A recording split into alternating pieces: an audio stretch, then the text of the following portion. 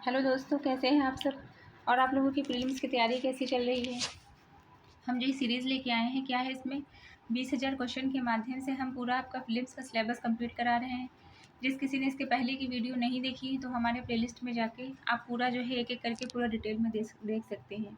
हमारे पास बहुत बार ये कमेंट आता है कि आप जो है एक एक करके सारे सब्जेक्ट को कंप्लीट कराइए। तो इसलिए हम आपको बताना चाहते हैं कि जो आपका हम क्या कर रहे हैं, हम आपके जो है सारे सब्जेक्ट जो है साथ ही में लेके चल रहे हैं, क्योंकि ये तो जो भी पढ़ाई कर रहे होंगे ये उन लोगों को पता होगा कि अगर आप एक साथ एक सब्जेक्ट जो है कंप्लीट करके नेक्स्ट सब्जेक्ट दूसरा सब्जेक्ट अगर उठाएंगे तो पहले वाला जो सब्जेक्ट है वो आपके जो है सर से ऊपर से सब निकल चुका रहेगा।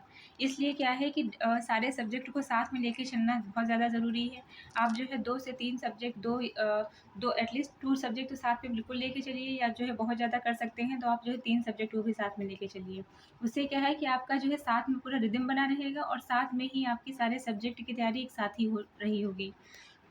तो इसमें क्या है कि जैसे आप हम जो मेरे पास एक कमेंट आया था कि आप जो है पूरा एक सब्जेक्ट कंप्लीट कराइए, उसके बाद में दूसरा सब्जेक्ट स्टार्ट करिए। तो उसमें जैसे अगर मान लीजिए हम आपको हिस्ट्रीज कंप्लीट करवा दें, और हिस्ट्री जो है हिस्ट्री का आपका जो है मॉडर्न हिस्ट्री के बाद हम एंशियंट मिडिवल सारी जो हमने कंप्लीट करवा दी, और उसके बाद में हमने पॉलिटी स्टार्ट की, तो आपका जो हिस्ट्री का जो जितना पोर्शन आप लोगों ने किया है वो आपका सारा ऊपर से निकल चुका रहेगा, आपको याद नहीं रहेगा, बहुत ही कम ही फैक्ट उसमें याद रहेंगे। इसलिए क्या कर रहे हैं हम, सारे सब्जेक्ट को एक साथ में लेके चल रहे हैं, जिससे आपको पढ़ने में भी बोरियत ना हो, और हम जो ये क्लास ले रहे हैं हमें भी जो है इसमें बोरियत ना हो। इसलिए आप एक साथ ही में जो है सारी तैयारी जो है करते रहिए, क्योंकि एक एक सब्जेक्ट जो है कराना ये बहुत ज़्यादा जो है हेक्टिक वाली चीज़ तो है ही। दूसरी बात ये है कि वो आपको पढ़ने के लिए जो है पढ़ने के पॉइंट ऑफ व्यू से भी अगर देखा जाए तो आपके लिए भी वो भी ईज़ी नहीं रहेगा। तो इसलिए जो हम क्या कर रहे हैं, एक एक सारे सब्जेक्ट को एक एक करके जो है लेके चल रहे हैं। हमने पॉलिटी में भी हमने पॉलिटी की सीरीज़ भी हमने स्टार्ट कर दी है, जिसमें 1 2 3 4 5 जो है क्लास अभी तक पॉलिटी की हो चुकी हैं। और जिसको जो है ये डाउट है कि ये ऐसे ही जो है रैंडम क्लास हो रही, तो रैंडम नहीं हो रही है। आपका सारा सब्जेक्ट जो है क्या हो रहा है, सारे सब्जेक्ट से स्टार्टिंग से चैप्टर 1 से लेके चैप्टर जो लास्ट चैप्टर है वहाँ तक कि हम पूरा एक एक करके चैप्टर 1 2 3 मतलब चैप्टर वाइज नहीं, मतलब चैप्टर तो स्टार्टिंग से किया गया है, लेकिन जो हमारी क्लास जो आ रही हैं उसमें क्या है कि 1 2 3 4 करके आप सारा सीरियल से अगर देखेंगे तो आपका जो है आपको पूरा एक रिदम के साथ आपके पूरी जो है सारे क्वेश्चन आपके तैयार हो जाएंगे। आपका सिलेबस भी जो है कब तैयार हो जाएगा, 20,000 क्वेश्चन के माध्यम से आप लोगों को पता ही नहीं चलेगा। इसलिए क्या है कि आपके लिए ये जो सीरीज़ चल रही है बहुत ज़्यादा इम्पॉर्टेंट है, आप लोग इस पे जो है इसको देखिए।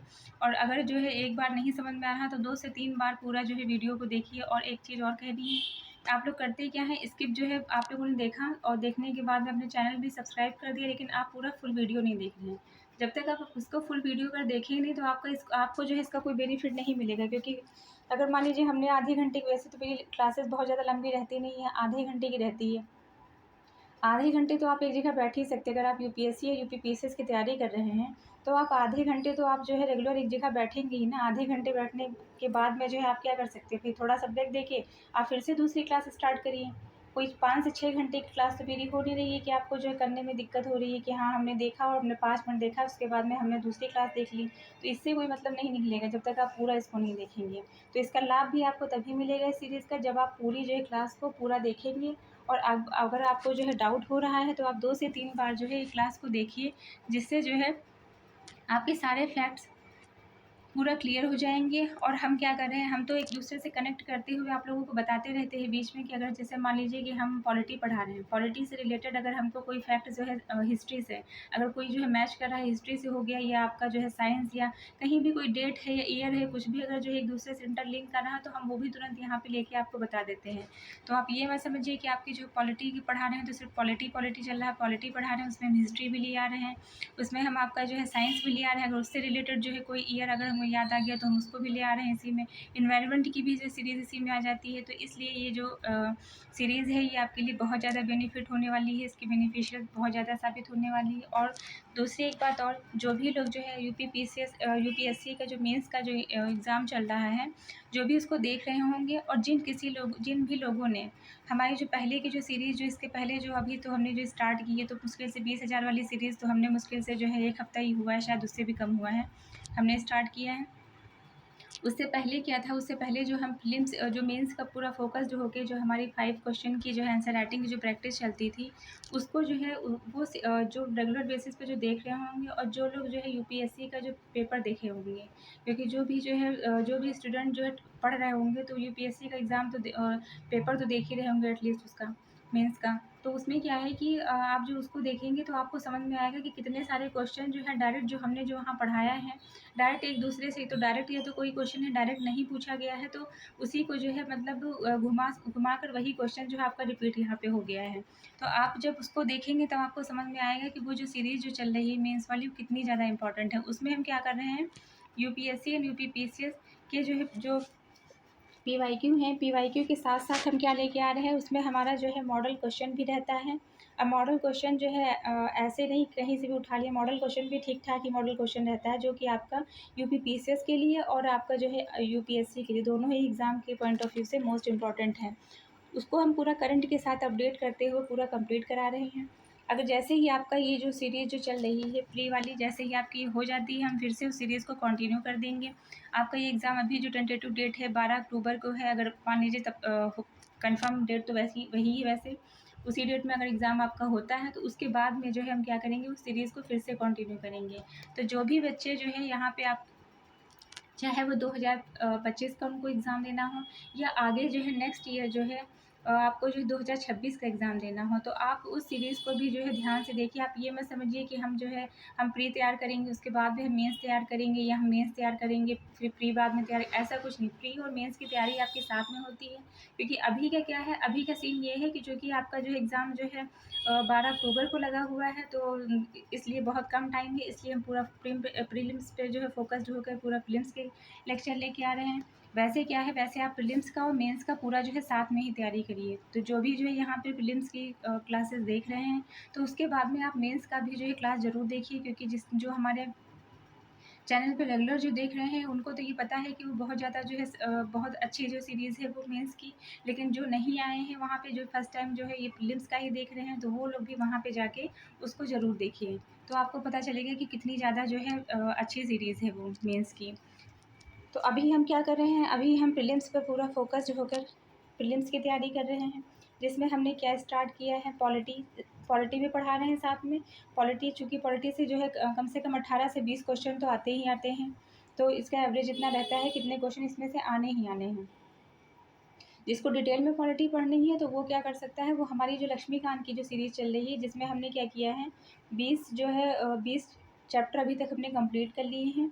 और उसके बाद में पहले हम चैप्टर कंप्लीट करते हैं, फिर चैप्टर कंप्लीट करने के बाद हम उसमें क्या करते हैं, क्वेश्चन आंसर के माध्यम से पूरा जो चैप्टर है उसको डिटेल में पूरा कवर करते हैं, क्योंकि उसमें हम 20 क्वेश्चन जो कि आपकी प्रीलिम्स के लिए मोस्ट इम्पॉर्टेंट है, और जो 10 क्वेश्चन आपके जो मेंस में बन सकते हैं उसी टॉपिक से, तो उसको हम पूरा कवर करते हैं। अब आप ये बताइए कि अगर जो है आप मान लीजिए आपने चैप्टर कंप्लीट किया, फिर चैप्टर कंप्लीट करने के बाद में आपने जो है प्रीलिम्स के क्वेश्चन उसी चैप्टर से रिलेटेड कर लिए, फिर आपने उसी चैप्टर से रिलेटेड मेंस के क्वेश्चन कर लिए, तो उसके बाद में क्या बचा? आप खुद बताइए। प्रीलिम्स की तैयारी भी आपकी हो गई, आपकी मेंस की भी तैयारी हो गई, और उसके साथ-साथ आपकी लक्ष्मीकांत भी खत्म हो गई। जो लोगों को पढ़ने में बहुत ज़्यादा जो है दिक्कत होती है, लक्ष्मीकांत की सीरीज़ और उसी के साथ-साथ स्पेक्ट्रम की भी सीरीज़ चल रही है, जो कि क्या है, वो मॉडर्न हिस्ट्री की सीरीज़ है। उसमें हम क्या कर रहे हैं, उसमें भी यही कर रहे हैं, सबसे पहले चैप्टर कंप्लीट करते हैं, फिर चैप्टर कंप्लीट करने के बाद में हम क्या करते हैं, 20 क्वेश्चन हमारी जो नेक्स्ट वीडियो आती है उसी चैप्टर से रिलेटेड 20 क्वेश्चन हम उसमें जो प्री के सॉल्व करते हैं, और 10 क्वेश्चन हमारे मेंस के रहते हैं। चैप्टर, फिर चैप्टर के बाद प्रीलिम्स और मेंस के क्वेश्चन, तो यही तो आपकी तैयारी है ना। मतलब ही क्या, इसका मतलब तो यही है ना कि आप चैप्टर पढ़ेंगे, चैप्टर के बाद आप जो है उस चैप्टर से रिलेटेड जितने भी प्री और मेंस के क्वेश्चन होंगे वो आप सॉल्व कर डालेंगे, तो उसके बाद में तो कुछ नहीं बचेगा ना। तो इसलिए जो है, जिनके पास थोड़ा-सा भी टाइम है तो आप उसको भी जाके देख सकते हैं।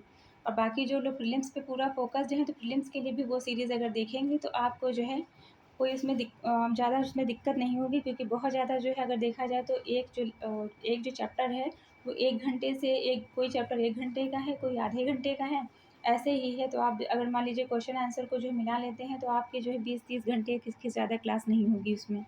तो इसलिए जो है आप उसको जाके देखेंगे तो आपके लिए वो भी बहुत ज़्यादा जो है बेनिफिशियल साबित होने वाली है, ना केवल आपके मेंस के लिए बल्कि आपके प्रीलिम्स के लिए भी। तो इसलिए अभी का जो क्या टारगेट है, अभी का टारगेट है आपका फुल प्रीलिम्स पे फोकस्ड होना। तो इसको हम कितने क्वेश्चन के माध्यम से, 20,000 क्वेश्चन के माध्यम से पूरा कवर करेंगे।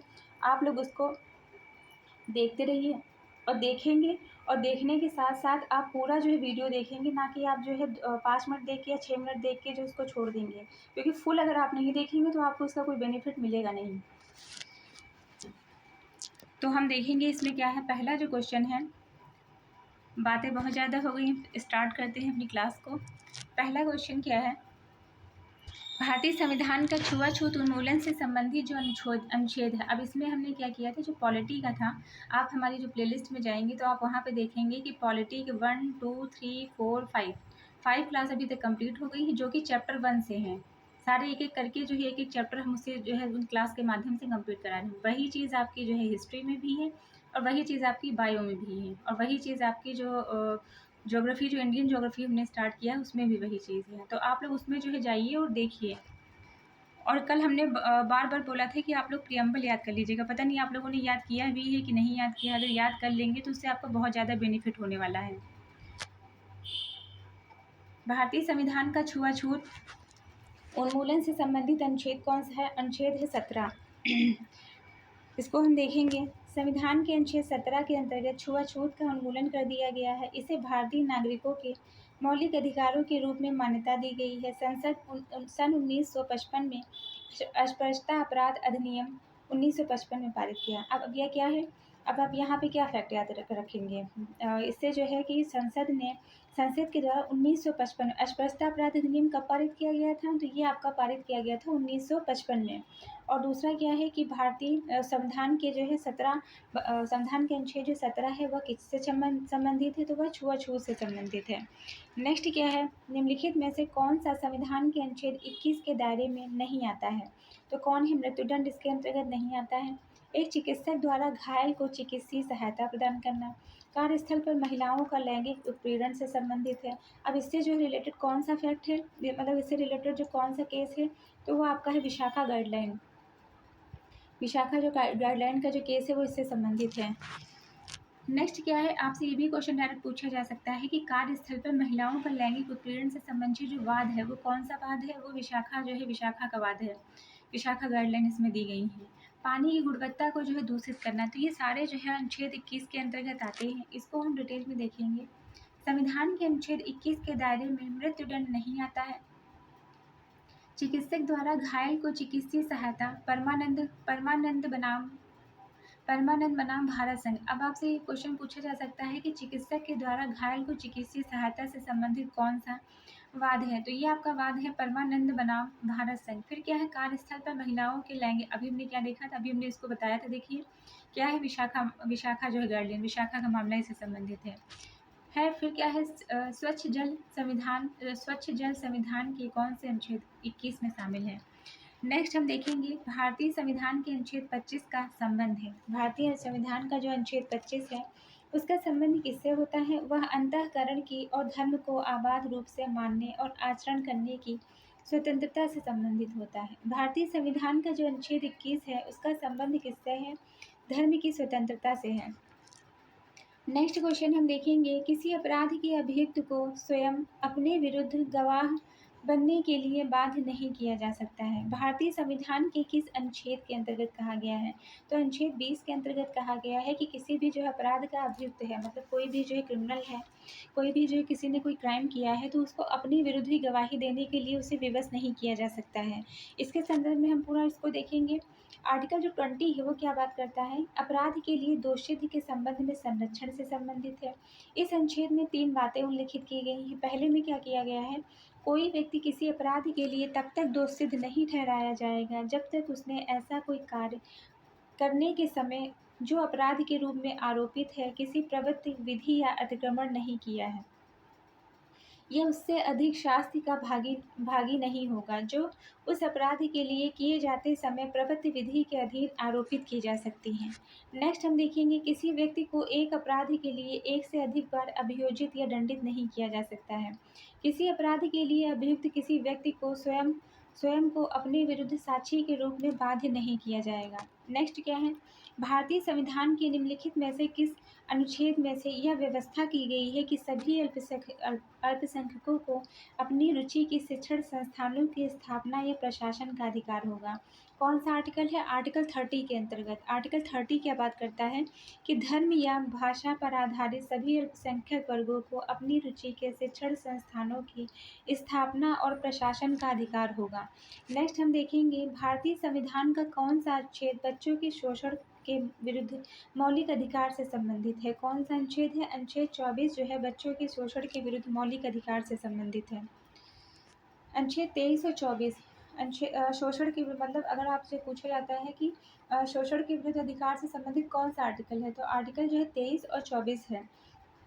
आर्टिकल 23(1) क्या बात करता है? मानव का दुर्व्यापार और बेगार इसी प्रकार का अन्य बलात् श्रम प्रतिषिद्ध किया जाता है। इस उपबंध का कोई भी उल्लंघन अपराध होगा जो विधि के अनुसार दंडनीय होगा। 24 क्या है? 14 वर्ष से कम आयु के किसी बालक को किसी खान में काम करने के लिए नियोजित नहीं किया जाएगा। अन्य पर संकट नियोजन में नहीं लगाया जाएगा। नेक्स्ट क्वेश्चन क्या है? निम्नलिखित में से कौन सा सही सुमेलित नहीं है? धन विधेयक 110 के अंतर्गत दिया गया है और राष्ट्रपति शासन किसमें दिया गया है? और 356 के अंतर्गत दिया गया था। और हमने यह पढ़ा था 352 में राष्ट्रीय आपात, 360 के अंतर्गत वित्तीय आपात से संबंधित है।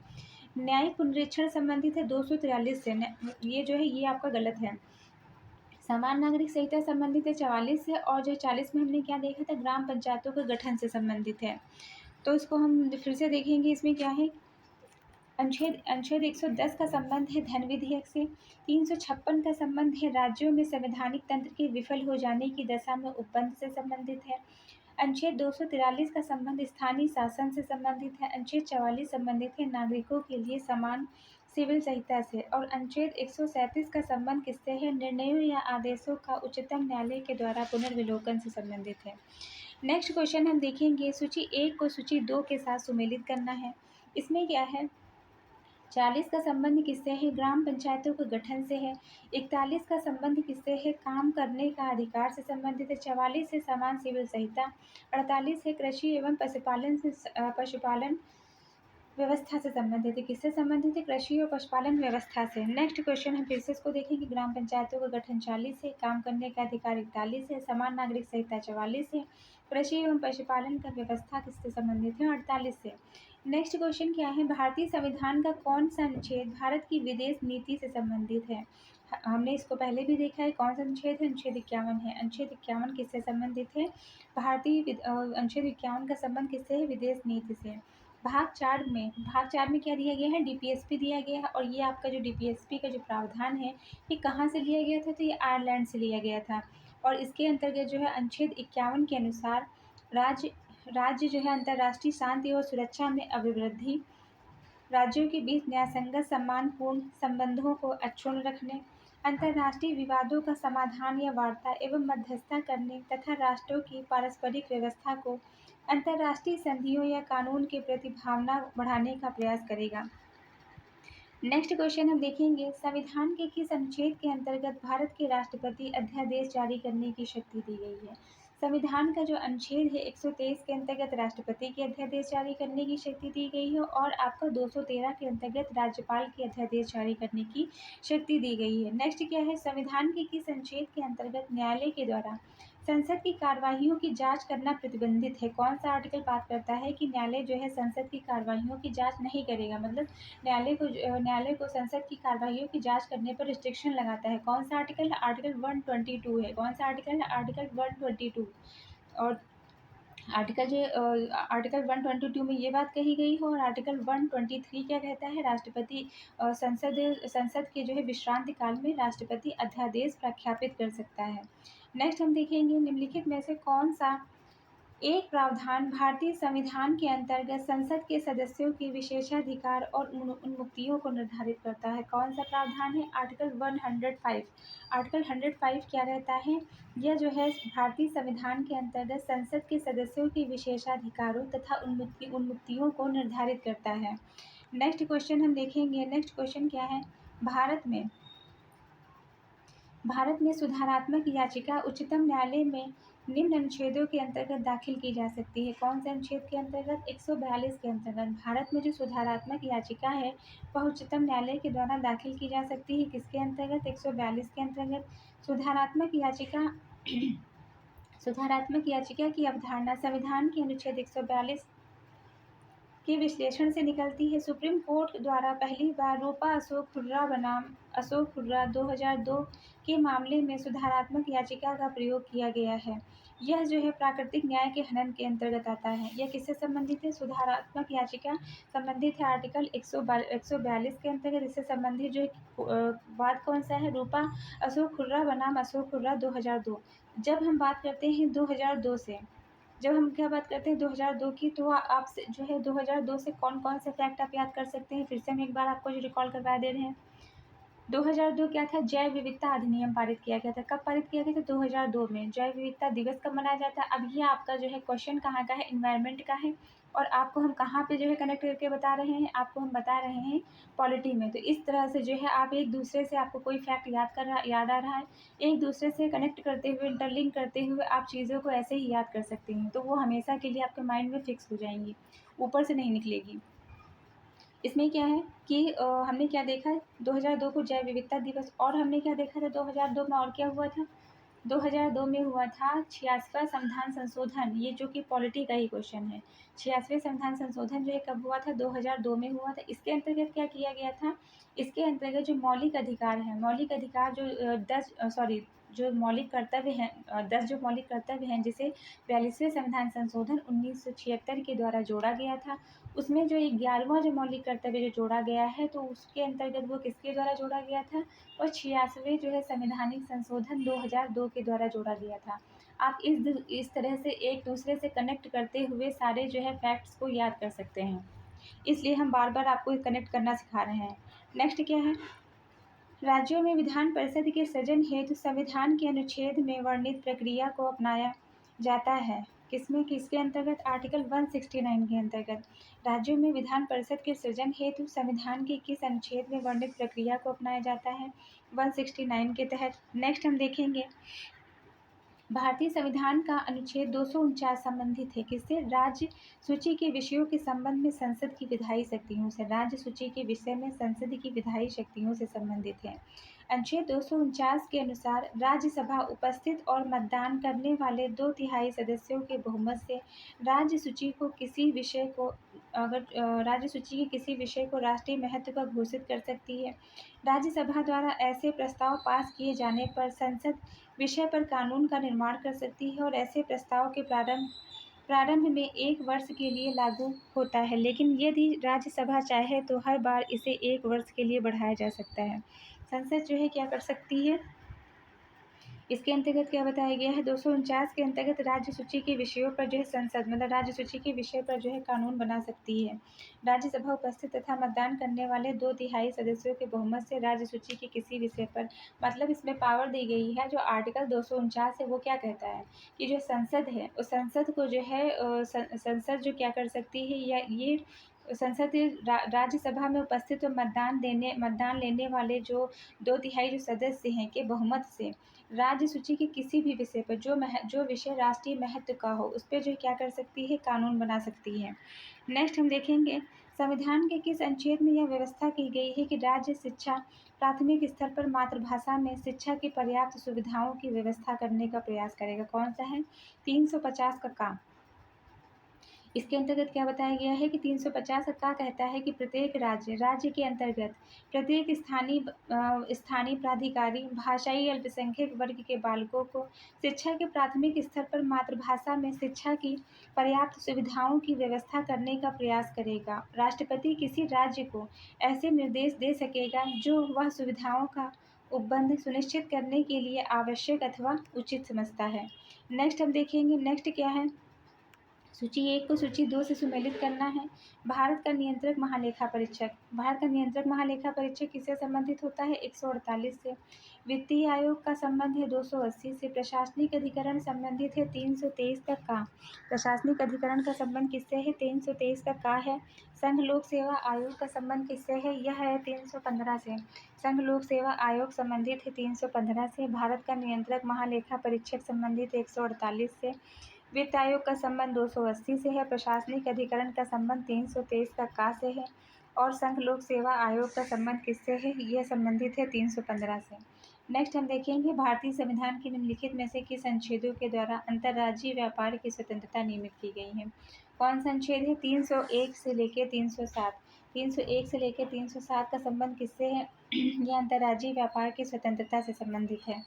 नेक्स्ट हम देखेंगे नेक्स्ट क्वेश्चन क्या है? संविधान के किस प्रावधान में कहा गया है कि विधि के प्राधिकार के बिना ना तो कोई कर लगाया जा सकता है और ना ही एकत्रित किया जा सकता है? 265। आर्टिकल 265 कहता है कि विधि के प्राधिकार के बिना ना तो कोई कर लगा सकते हैं और ना ही उसे एकत्रित कर सकते हैं। विधि के प्राधिकार के बिना ना तो कोई कर का अधिरोपण किया जा सकता है, बिना करों का जो अधिरोपण ना किया जाना। फिर नेक्स्ट क्या है? अनुच्छेद 266 भारत और राज्यों की संचित निधियां लोक लेखी से संबंधित है। 300 का संबंध वाद और कार्यवाहियों से संबंधित है। और 300 का जो ए था वो संपत्ति से संबंधित था, जो कि पहले जो कि 44वां संवैधानिक संशोधन 1978 के द्वारा जो है इसे मूल अधिकार, जो हमारा मूल अधिकार था उसका ये पार्ट था संपत्ति का अधिकार, वहाँ से जो हटाकर किसमें जो है शामिल कर दिया गया है। ये एक कानूनी अधिकार बन गया है 300 का के अंतर्गत। 368 के अंतर्गत क्या है? संविधान का संशोधन करने की संसद की शक्ति और उसके लिए प्रक्रिया।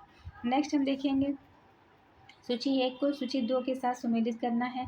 इसके अंतर्गत क्या है? संविधान संशोधन संबंधित है 368 से। वित्त आयोग का संबंध 280 से है। वित्तीय आपात का संबंध 360 से। अखिल भारतीय सेवा 312 से संबंधित है। नेक्स्ट क्वेश्चन हम देखेंगे सूची 1 को सूची 2 के साथ सुमेलित करना है। 341 के अंतर्गत अनुसूचित जाति है। 315 के अंतर्गत क्या है? लोक सेवा आयोग है। 360 है वित्तीय आपात। 351 संबंधित है हिंदी भाषा के विकास से। फिर से देखेंगे 341 का संबंध है अनुसूचित जातियों से। 315 संबंधित है लोक सेवा आयोग से। 360 का संबंध है वित्तीय आपात से। 351 संबंधित है हिंदी भाषा का विकास से। फिर से देखेंगे 341 का संबंध है अनुसूचित जाति से। 315 का संबंध है लोक सेवा आयोग से। 360 का संबंध है वित्तीय आपातकाल से। और 351 का संबंध किससे है? 351 का संबंध है हिंदी भाषा का विकास से। नेक्स्ट हम देखेंगे सूची 1 को सूची 2 से सुमेलित करना है। इसमें क्या है? विधि के समझ समानता।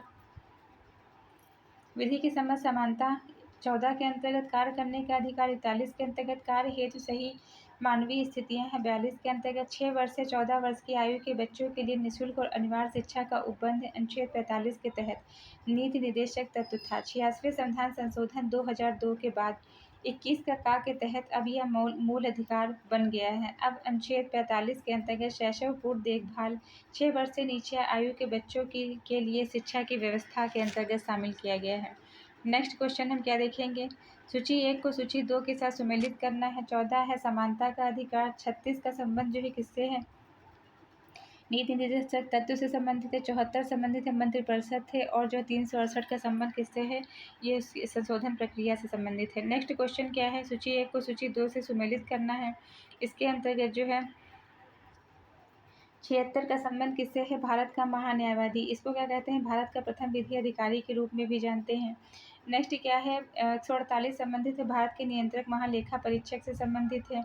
फिर क्या है? 75 का 1 के अंतर्गत संबंधित है केंद्रीय मंत्रियों की नियुक्ति से संबंधित है। और 131 का 1 संबंधित है सर्वोच्च न्यायालय के अधिकार से संबंधित है। इसमें देखेंगे कि 76 संबंधित है भारत का महान्यायवादी। 148 संबंधित है भारत का नियंत्रक महालेखा परीक्षक। 75 का 1 संबंधित है केंद्रीय मंत्रियों की नियुक्ति। 131 संबंधित है सर्वोच्च न्यायालय का क्षेत्राधिकार। नेक्स्ट क्वेश्चन क्या है? नेक्स्ट क्वेश्चन को हम देखेंगे राज्य के मुख्यमंत्री और मंत्रिपरिषद की नियुक्ति 164 है। राज्यपाल की नियुक्ति 155 है। और संघीय प्रधानमंत्री और मंत्रिपरिषद की नियुक्ति है 75। और भारत के राष्ट्रपति का निर्वाचन कितना है? 54 है। नेक्स्ट क्या है? नेक्स्ट क्वेश्चन है विधानतः नए राज्य को शामिल करना संबंधित है। 2 से समता का अधिकार संबंधित है। किससे? 14 से। गिरफ्तारी के निरोध से संरक्षण है। 22। राष्ट्रपति का विधेयक को अनुमति देने का अधिकार का संबंध किससे दिया गया है? 111 संबंधित है। तो ये हम आज जो है यहीं पे अपना ये क्लास समाप्त करते हैं। जिस किसी ने इसकी पहले की वीडियो नहीं देखी है तो वो हमारी प्लेलिस्ट में जाकर देख सकते हैं। पॉलिटी का 1, 2, 3, 4, 5 कंप्लीट हो गया है। ये आज का जो है लेक्चर क्या था? 6 नंबर का था। ऐसे ही आपकी हिस्ट्री की भी चैप्टर 1 से जो है स्टार्टिंग हो गई। ऐसे ही हम लेक्चर के माध्यम से 1, 2, 3, 4, 5 करके जो कंप्लीट करा रहे हैं। जो चैप्टर बड़ा है उसको हम 2 पार्ट में कवर करवा रहे हैं, लेकिन आपको तैयार करने के लिए क्या है, आप क्या करेंगे, सबसे पहले जो है प्लेलिस्ट में जाके आप जो है पूरा सीरियल से आप देखेंगे 1, 2, 3, 4, 5। अगर मान लीजिए आपने जो आज ये देख लिया, उसके बाद में अगर आपने फर्स्ट टाइम आज देखा है, उसके पहले वाली वीडियो नहीं देखी है, तो आप इसको जो है देखने के बाद में आप उसके पहले की जो वीडियो है वो भी आप जाके पूरा फुल कवर कर लीजिए, जिससे आपके 20,000 क्वेश्चन जो है पूरा सिलेबस कंप्लीट हो जाएगा। तो ऐसे ही पढ़ते रहिए, लाइफ में आगे बढ़ते रहिए। यूपीएससी एट होम प्रविशा के साथ प्रीलिम्स मेंस प्रैक्टिस करते रहिए। Thank you.